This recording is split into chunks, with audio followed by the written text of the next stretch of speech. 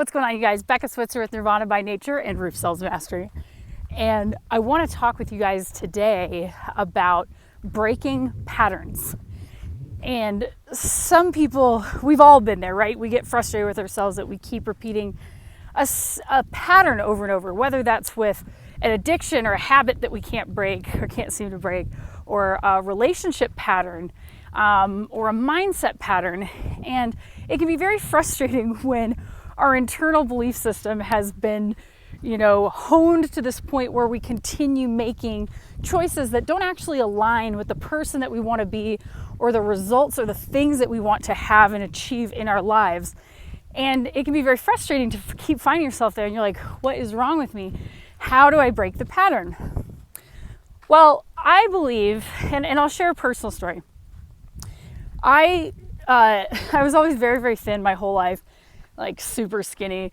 And when I got to graduating high school and then went to college, I gained like 30 pounds. I'm like 5'4.5", and I gained like 30 pounds. This was ridiculous for me.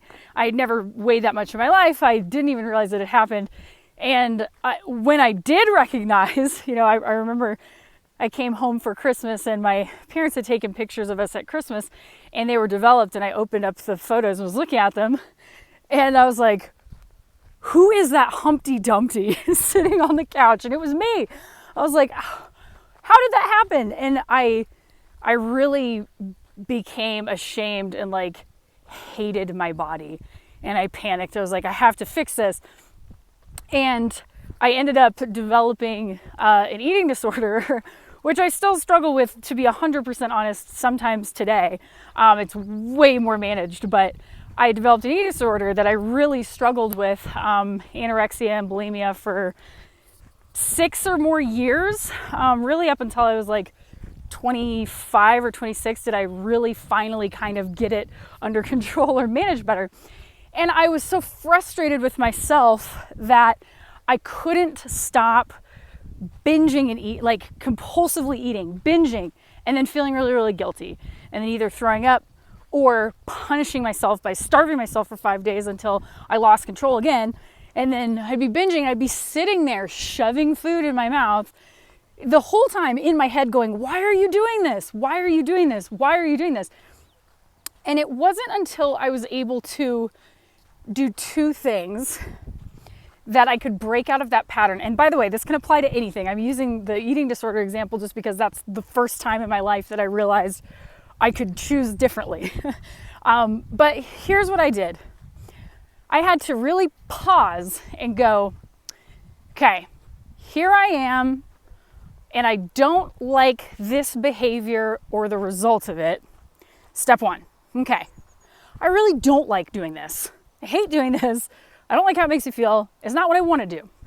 Step 2, recognizing in the moment, even if I don't do anything about it, recognizing in the moment, oh, here's that urge again.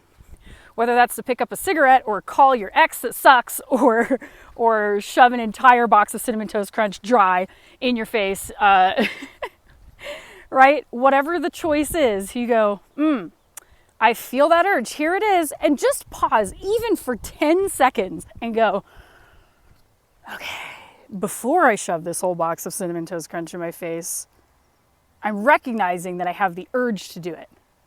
Okay. And then if you're getting really good at it, you go, what am I trying to avoid right now? Because what I've found is those unhealthy patterns and behaviors are really coping mechanisms that are avoiding feeling something. And if you want some more insight on this, you can check out my video, What Am I Unwilling to Feel, on Nirvana by Nature. But usually it's like, okay, here's the urge. Why though? And it could be you're avoiding cleaning your house. You're avoiding making that phone call you need to make. You're avoiding checking your bank account. You're avoiding a difficult conversation with somebody. And instead, your coping mechanism is do something else, right? We're trying to soothe ourselves with whatever that is. So then the last part of this is, okay, so you've paused, you've recognized, oh, there's that urge. Ideally, eventually you go, what am I unwilling to feel right now that's causing me to choose this instead of do the thing that I'm avoiding? But third, and most importantly, is you make a different choice. So your healing does not mean that you make the urge go away. I still have the urges to go buy an entire Tres Leches cake and eat the whole thing, right?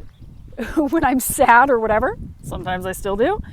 But real healing is demonstrated when you go, here I am with that same trigger again, but I'm going to choose something else.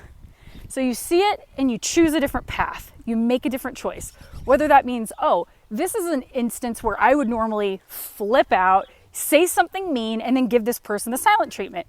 And you go, okay, take a beat. I feel that I'm triggered in that way. This is normally what I would do, but I don't want to do that anymore.